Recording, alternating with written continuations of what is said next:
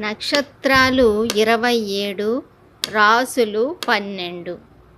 ఇప్పుడు మూడవది మిథున రాశి. మిథున రాశిలోని 3 నక్షత్రాలు ఉంటాయి: మృగశిర, ఆరుద్ర, పునర్వసు.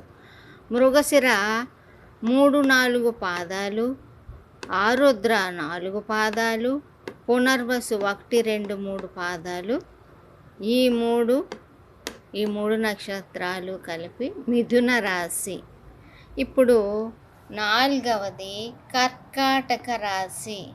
ఇందులో ఎన్నున్నాయి? 3: పునర్వసు, పుష్యమి, ఆశ్లేష. పునర్వసు 4వ పాదం, పుష్యమి 4 పాదాలు ఉంటాయి, ఆశ్లేష 4 పాదాలు ఉంటాయి. ఇది కర్కాటక రాశి.